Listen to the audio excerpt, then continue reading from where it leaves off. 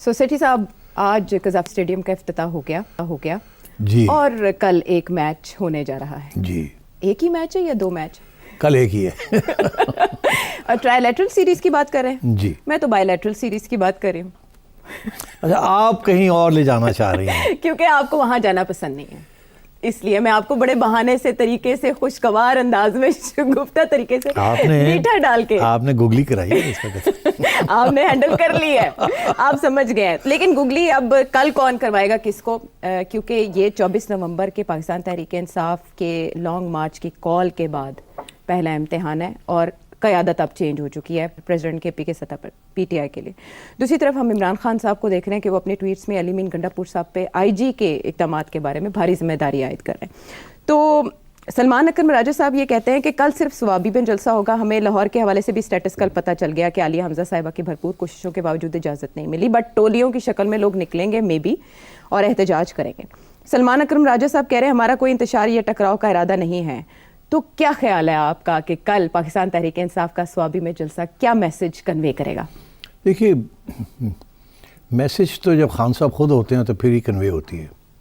اب وہاں میرا خیال ہے گنڈا پور صاحب تو جائیں گے ظاہر ہے، مگر اور جلسہ میں جو لوگ آئیں گے وہاں کافی جذباتی ہوں گے، اس میں تو کوئی شک نہیں ہے.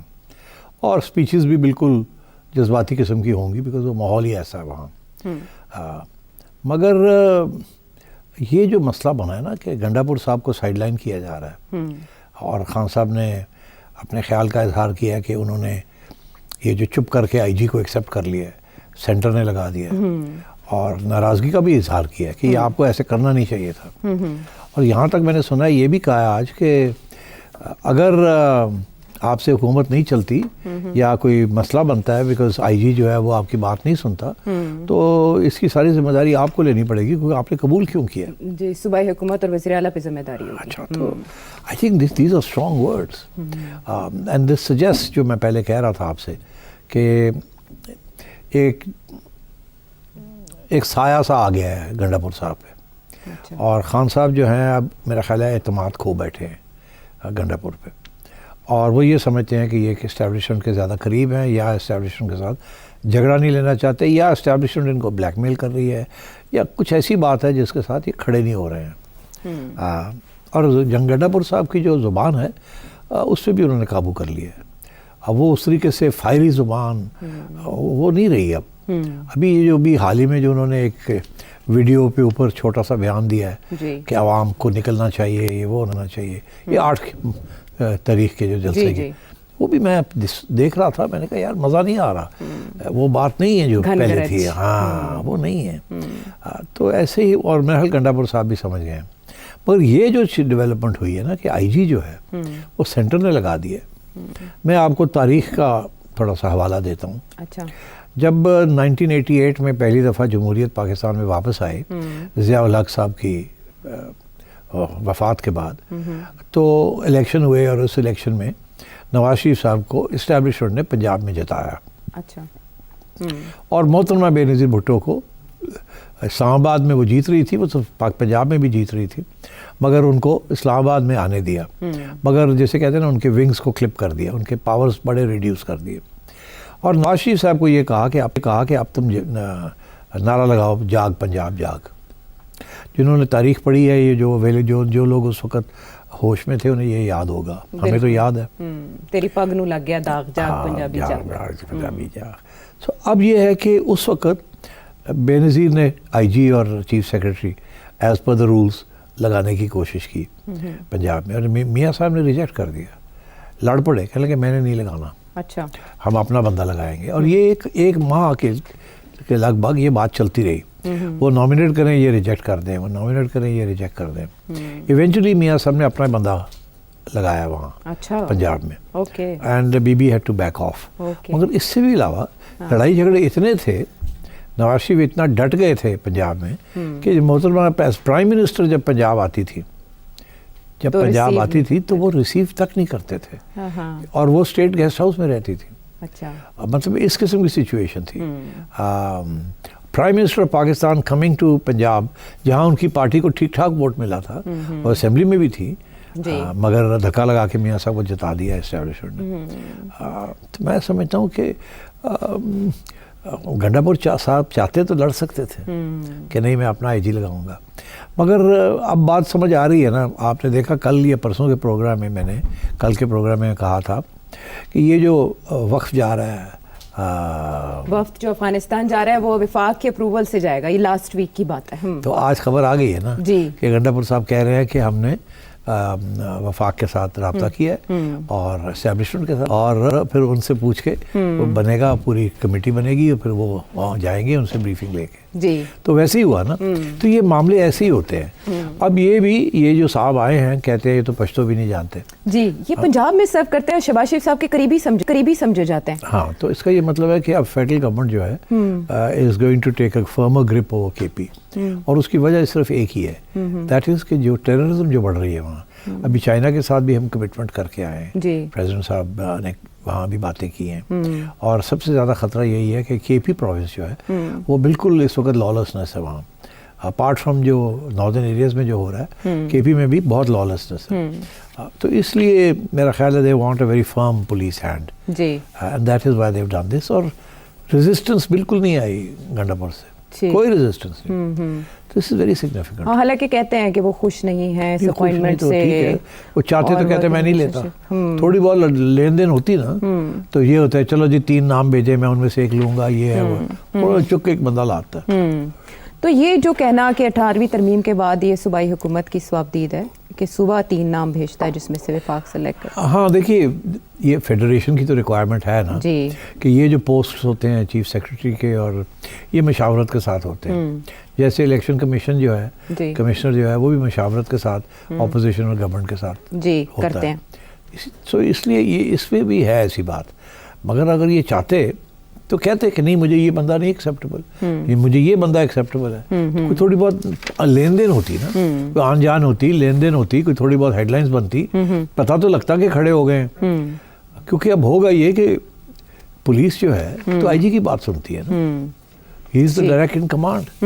تو اب I think this can create difficulties for the provincial government. اچھا فار ایگزامپل اگر کوئی گڑبڑ ہوتی ہے تو لوگوں کو گرفتار کرنا ہے. ہاں یہ مقصد تو یہی لگتا ہے کہ کے پی میں آپ نے اس طرح کنٹین کرنا ہے. اب دیکھیے نا تو پھر اب پتہ نہیں مقصد اب کیا ہے. میرا تو خیال ہے مقصد از ناٹ سو مچ کہ کس کو پکڑنا ہے کس کو نہیں پکڑنا. اچھا اس کے ساتھ تو پرابلمز ہو سکتے ہیں, مگر مقصد از ریئلی ٹیررزم. اور بیکاز پولیس کے پی کی بالکل تعاون نہیں کر رہی تھی ود دی فیڈرل ایجنسیز. اچھا تو یہ بھی ایک کمپلینٹ آ رہی تھی کہ پولیس تو بالکل ہی باہر بیٹھی ہوئی, and so it's important for the police to also support federal agencies. میرا خیال ہے یہ ریئل مقصد یہ ہے. اچھا ریئل مقصد تو ہمیں اب پتہ چل گیا, لیکن عمران خان صاحب کا ریئل مقصد کیا ہے کہ وہ کہہ رہے ہیں کہ کسی ورکر کے خلاف کوئی زیادتی ہوئی تو فوری ایکشن لے کر آئی جی کو فارغ کرنا ہے.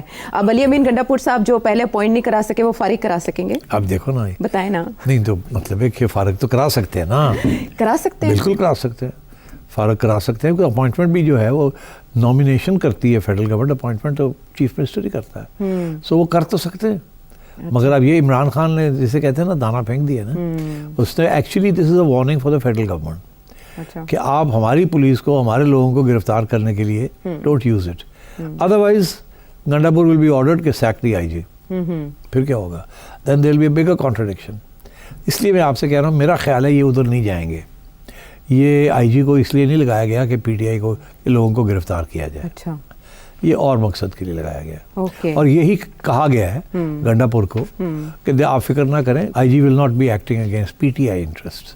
آئی G I will be using the police to mount a concerted joint effort with the other agencies regarding terrorism. اچھا تو اب کل کا جلسہ اگر ہم اس کو فوکس کریں, وہ کس کے لیے بڑا امتحان ہے, جنید اکبر کے لیے یا کے پی حکومت کے لیے؟ کسی کے لیے بھی نہیں. کے پی حکومت کے لیے کوئی بڑا امتحان نہیں ہے.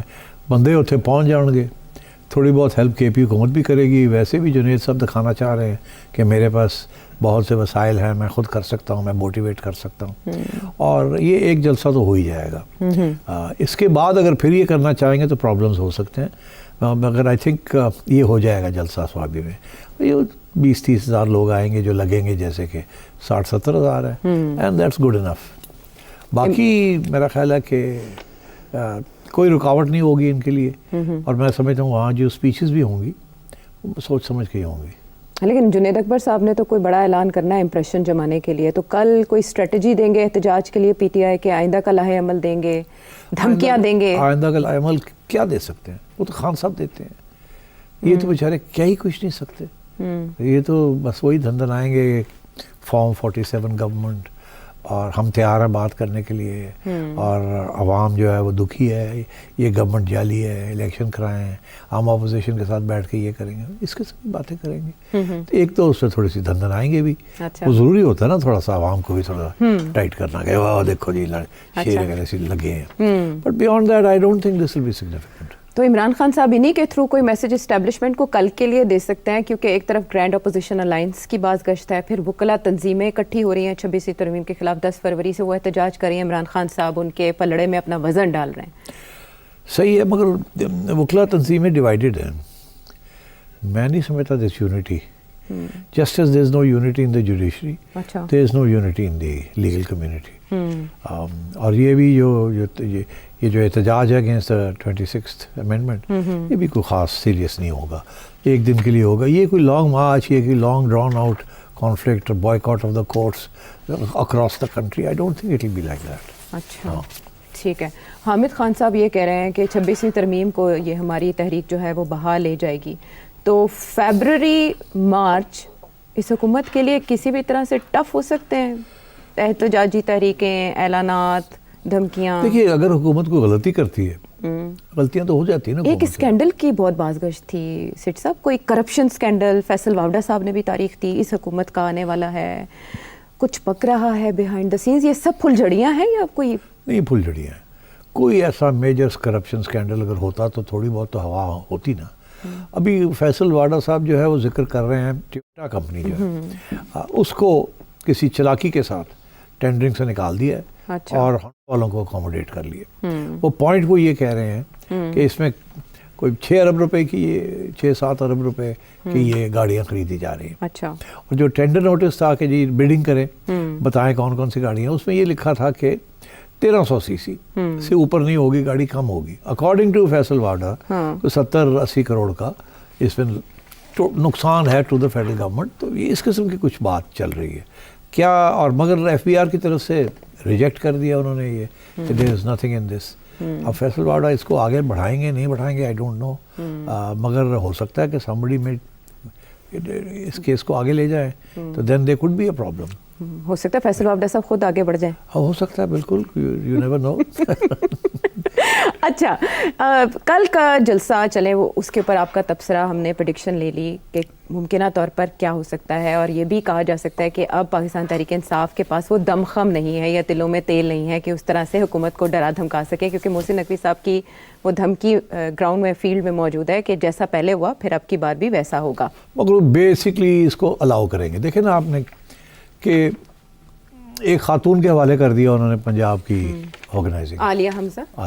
جی. اب مطلب آئی ڈونٹ نو کہ عالیہ کی کیا